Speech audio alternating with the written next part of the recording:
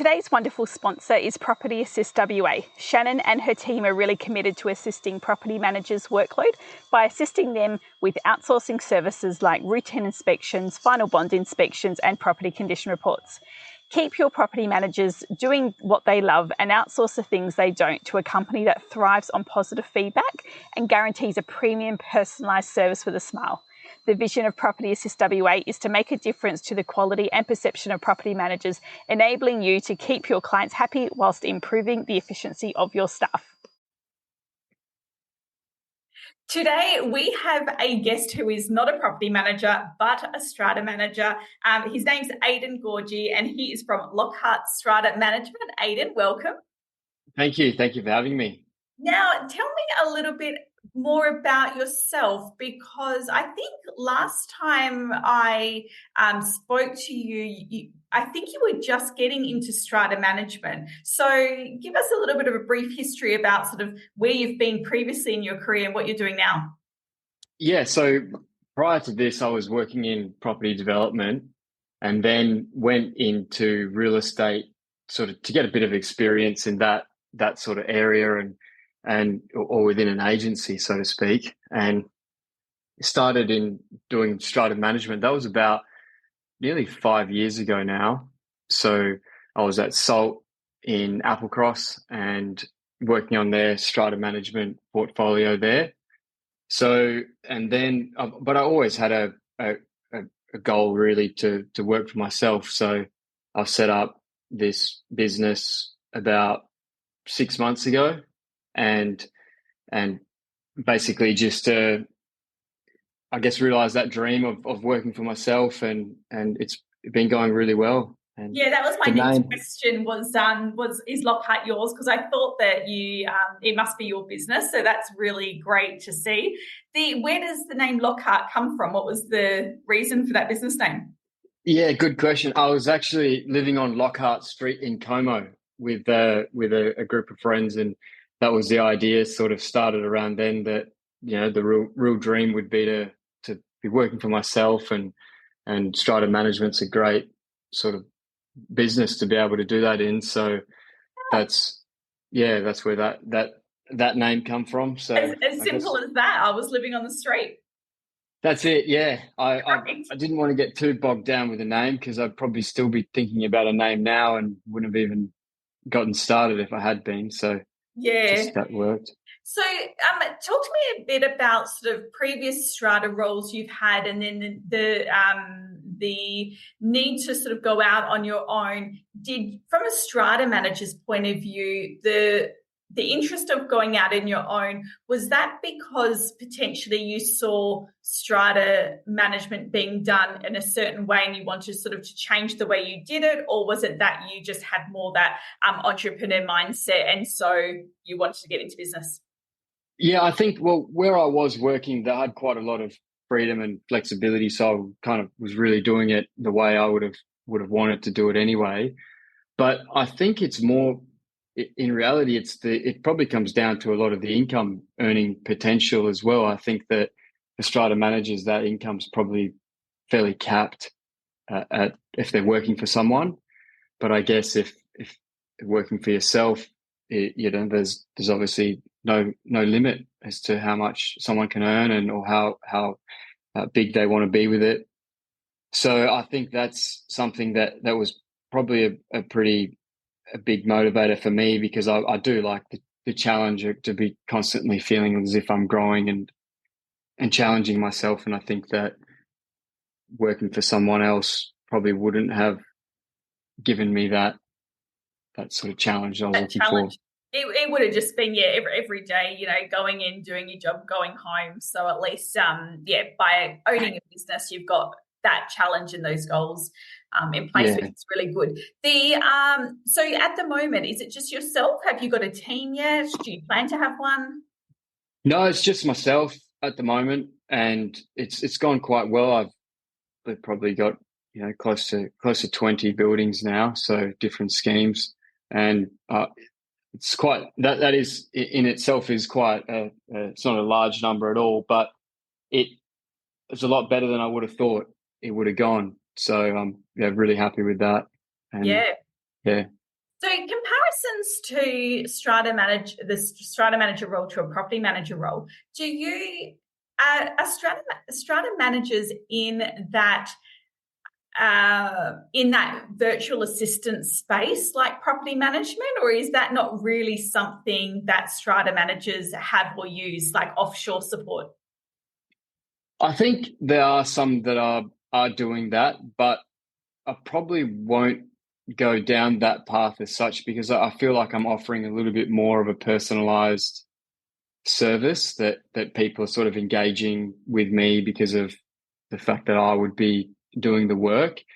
And I do think there is a lot of benefit to it, but probably more suited to bigger companies rather than myself. And also, I'm not exactly sure how it works in terms of making sure that any offshore people have those qualifications that they need to have if they're doing strata management work. So that's something I'd have to look into as well. But Yeah. at the moment, I think I'd probably stick with just local.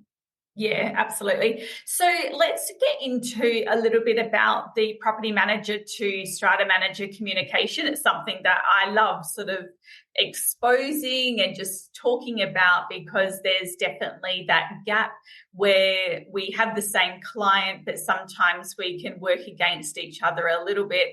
And I would imagine you would deal with a lot of property managers as well with things come up. Is there any common problem that you're seeing that us property managers are oblivious to, like something that we're doing that's like really frustrating? You've got permission to vent for Yes, about 2 minutes.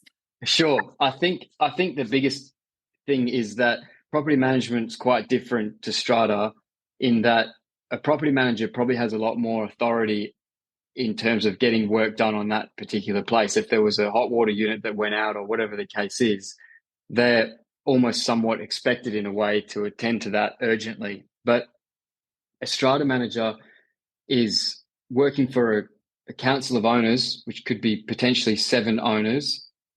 And those 7 owners could be theoretically representing 500 lots in one of the biggest schemes that are in WA. So it's not as easy to get decisions made. And there's also a lot more eyes questioning any decisions that are made. So people are probably more cautious to make sure that they've protected themselves and followed the right process. A property manager might be dealing with one owner or a husband and wife, and they can build that relationship with them, or they know that that owner is going to be fine with this, or they would prefer me to do that. It's a little bit more personalized, but with strata, it's not easy to do that. So I think property managers almost expect the strata manager to sort of instantly get it fixed, and it's not really possible to do that. We have to go through a process and send it to the council of owners, take an instruction from them, and it can just take longer. What I suggest is that if a property manager is not happy with how things are working out, their best course of action would be to go to the owner, who can actually become a member of the council and be actively involved in the decision making of that scheme. So that is probably a key difference that I find I have to explain to property managers. I have to go back to them. They follow me up quite regularly, and I say, look, there's nothing I can do. I can just forward your follow-up email on, but I'm waiting for instructions from them. Do you find that it's hard to get people to be on the council of owners? Do people like rush to put their hand up, or is it quite hard to find owners wanting to do that role? I think they want to join when there's something they're not happy about. If they're happy with everything going on in the scheme, they're probably less likely to join. And I explain that to owners as well, because they get a bit upset. They say, oh, no one wants to be involved in this building. I say, well, it's probably not a bad thing, really. It means that they're happy. You know, you'll get people wanting to join the council of owners when they're not happy with what's happening. So yeah. So tell me then, because I think this might also be where a lot of property managers, we assume what certain roles are. In a property management world where we might have authority to deal with emergency maintenance, and also we might have a maximum expenditure limit, do strata managers not have the same? Do they not have potentially authority to deal with anything emergency, or authority to spend up to a certain amount of money? Yeah, that would be individual to each scheme. So it's not something there by default. And I guess if there was a burst pipe or something like that, then that's something that they can get a work order to get it sorted out. Or if an owner had that issue, they could get that emergency work done and then seek reimbursement for it. But I believe it would be quite different with property management compared to strata to have that sort of authority to undertake that work, because some of it could be quite costly and it's something that they need to approve. But most of it seems to be more larger maintenance items. Someone complaining about a brick wall that's cracked, or painting work that needs to be done, much larger, bigger ticket items. And that really requires a process. In some cases, it might actually need to wait until an AGM to vary a budget to undertake that sort of work. So it's not as easy as property management, where they can just flick an email to the owner and the owner says, yeah, go for it. They'd have to budget for it and make sure they've levied for it. And it's quite a process for that. Yeah. I mean, and a lot of those things, if they don't affect a tenant, hopefully property managers don't stay on your case about it more. Hopefully those things are sort of coming from those own occupiers when it comes to like cracked brick walls and stuff. But when a property manager reports maintenance to you, I was talking at an event not long ago, and I was saying one thing that I feel is that there needs to, yes, I think property managers need to be educated, but I think a lot of owners, investors, I should say, need to be educated as well, because what happens is a property manager will call up an owner and say something like, let's just say, use a fence, for example, the fence is cracked. And then an owner just automatically says, contact the strata. Now, the gap I feel is that, and I'm not saying there's right or wrong from a property management or strata management point of view, but what happens is a property manager just works on the instructions of an owner, doesn't seek to find out whether that fence was part of the strata's responsibility or not. So then the owner just says to the property manager, give it to the strata, tell them to sort it out. Property manager goes to strata, tells you to sort it out. You come back to us to say it's not under strata. We go back to the owner and tell them that. But I guess I feel like there's a need, and I don't know if this is unrealistic to expect, but I just feel like it would be so helpful, is like a little summary for each scheme, which says things like, fencing issues, refer to strata, or, roof leak issues, owner's responsibility, just those real common things that come up that would be so helpful, so that if we do have that fence issue and we call the owner and they say, just give it to the strata, then a property manager has the confidence to say, well, actually, no, it's not actually the strata responsibility. What can we do about it? And then keeps that conversation going with the owner. I know that's like in an ideal world, but in my mind, I'm thinking like, surely something like that would be helpful for you guys as well. Yes, yeah, I believe it would be, but there's also quite a lot of complexity with some of the boundaries. The Act has its rules around what is included and not within a lot, but then there's also an option for the surveyor at the time of doing that development. They could have listed alternative boundaries as well. So it's quite individual to each scheme. And I guess they could put together a summary, but it can be quite complicated, and whoever's putting that document together would need to make sure that they've got it exactly correct and they've considered all the possible items. So and scenarios as well. So what you're saying is that it's not a problem for us to go to you to ask you. No, we're not annoying you by doing that. No, not at all. I think that's a good method, and an owner would want to. They just want to check to make sure that if it can be paid under strata, then they probably would prefer that. So they've checked that first, and if it's not, and it's their responsibility, then that's at least they feel like they've checked it, because there's probably owners paying for a lot of things that the strata should have paid for. So is it annoying for strata managers, like if we have a repair that we've done and let's just use actually probably a plumbing one, which is probably a pretty self-explanatory, but a plumbing issue, property managers just organised it, not told the strata manager, but then plumber's gone out and seen that it's actually going in, it's affecting the strata, it's a strata pipe.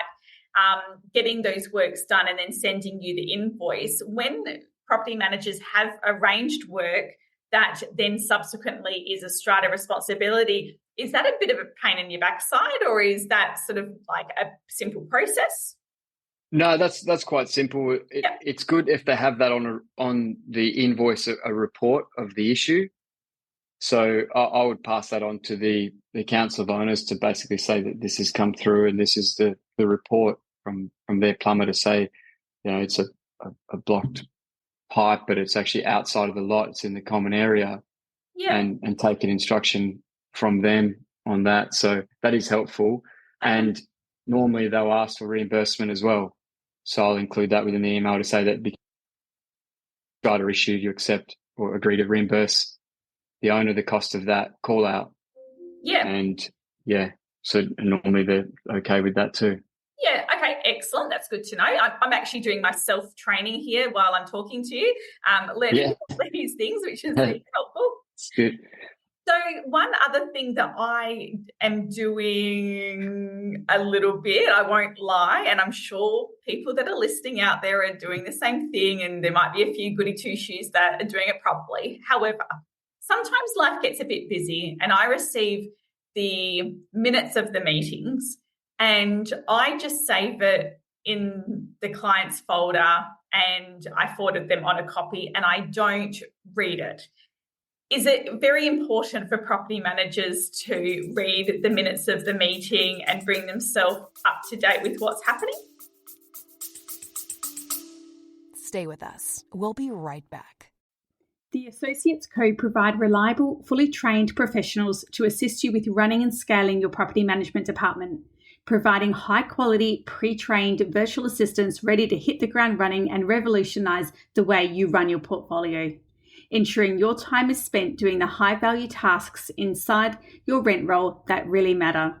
Not long ago, VAs within a business were considered a luxury. Now they are a staple for any business needing reliable support without the headache of traditional staffing. To find out more, head over to theassociatesco.com. I wouldn't say so. I'd say a lot of the items are routine matters that probably aren't of significant relevance to property management, insurance, setting budgets and levies, unless the property manager was interested in those types of items. I'd say that if there was any major work that was being programmed, it might be in there that might affect tenants, or if there was some major roof work happening or some other works, taking painting work, or that might be shown in the minutes, and the property manager might want to just make a note of it so that they can let the tenants know if they're going to be inconvenienced by it or anything like that. But I wouldn't necessarily say so. I'd say that the minutes are probably more of an item for the owner to read through. But if the property manager wanted to, I'd say by all means go through it and see if there's anything they've got any queries on or things that they would wish to highlight to the owner. That's it's not a bad idea. Amazing, because I was feeling a little bit guilty over that. So I feel a little bit better now, which is good. Yeah. The last one I want to talk about is the breaches that strata managers can do to tenants. Now, this may or may not be WA specific. So if you're listening to this and you're in another state, you'd have to check your rules there. But in WA, a strata manager can breach a tenant. Now, where I find this quite hard and frustrating, and it'd be good just to hear your, like a strata manager's side of it so that we understand, is I once had a tenant who I actually feel he was bullied in this complex, but he was picked on a lot anyway. He got a breach for maybe it was maybe I think it might have been being unclean in a common area or making a mess in a common area or something like that. Oh, and noise. So he gets the breach. He calls me about it. I said, listen, I don't know much about the breach or the complaint. Contact the Strata. Strata then say, we can't speak to a tenant. We're not speaking to him. And then I was like, well, it's super annoying because the Strata managers breach the tenant but won't even speak to them directly about it. And then I've got to be a middleman trying to pacify a tenant who said he didn't do it, a Strata manager who says they did.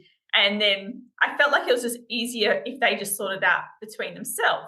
But we had to get involved. So does that come up a lot? Because it was quite, I know breaches don't happen a lot for tenants from stratas, but it was quite a very hard situation for me to navigate.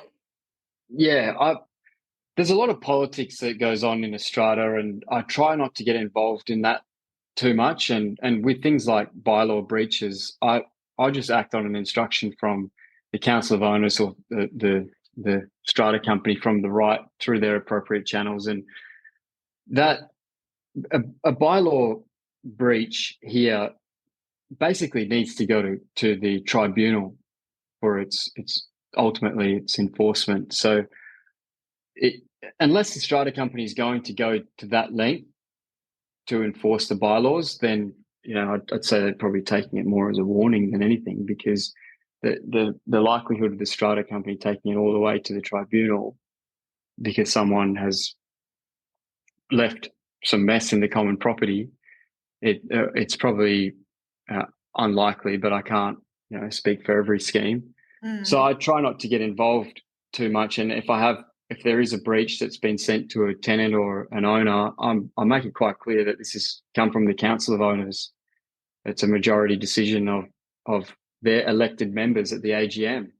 And if they have a problem with it, well, there's a democratic process that they can follow, that they could join the council of owners, they can talk to them, they can discuss it. It's really not something that I've done. I don't go around to strata buildings and issue breach notices to people just on my own accord, just taking instructions from them. And that's about it, really. So I try not to get involved in it, and I think that works best for everyone. To just take an instruction through that process, and really it doesn't have much to do with me after. If they want to take it to the tribunal, that's well outside of my scope anyway. So yeah, absolutely. So the last thing that I just want to do is just quickly talk about the legislation changes that are happening in WA around pets that are happening this year. And owners currently have a choice of whether they want to accept pets or not. When this legislation comes through, a landlord will need to accept pets unless there is a very good reason, which could be a strata bylaw to prevent it. Where this, I think, will affect you guys and be quite interesting is I'm positive that I've seen some stratas where there might be an old lady in a complex that has a cat, and she has lived and she owns one of the units. She's been in the unit for 20 years, has a cat, but that's sort of a special arrangement, and they're not allowed pets in the complex. So I guess what I'm worried about is that tenants will see that, little old Betty's got a cat and then just go and get a cat or go get a dog. And then we're going to have a problem in a strata position. Is there any talk in the strata industry about this legislation coming in and concerns? Not that I've had too much involvement in, but I have seen instances come up like that. And my advice to them is that they should change the bylaws. Then they should change the bylaws to reflect what is the actual intent of what they're looking for. If having no pets was something that was registered decades ago, maybe they need to look to bring it in line with something that's a bit more modern, rather than just a complete ban on having pets. And I think that again, the enforcement of the bylaws is something that the council of owners would do. So if they're choosing not to enforce it, but then they do choose to enforce it against a tenant, that could cause them an issue as well, that they're not applying or they're not enforcing the bylaws equally across the scheme. So it would be advisable that they make an amendment to the bylaws and then make it something that's applicable across the scheme and is fair to all the owners. Yeah. Do you or have you heard of pets being massive issues in strata schemes? Does it come up as a problem? Do they come up as a problem? It has come up as a problem in the past, and it is almost a situation that you're explaining. There's someone who's been in their scheme for a long time that has a pet. Bylaws say that pets are not allowed. A new owner comes in and would like to have a pet, and they're using that as a precedence. So, that they would need to amend the bylaws. That was my suggestion to them to do that. But then there's some legal costs involved in doing that, and it's ultimately the owner's decision whether they want to go down that route or not. Because I would rather, I always prefer no pets in strata. Even if the strata says yes you can, I still don't like pets in there.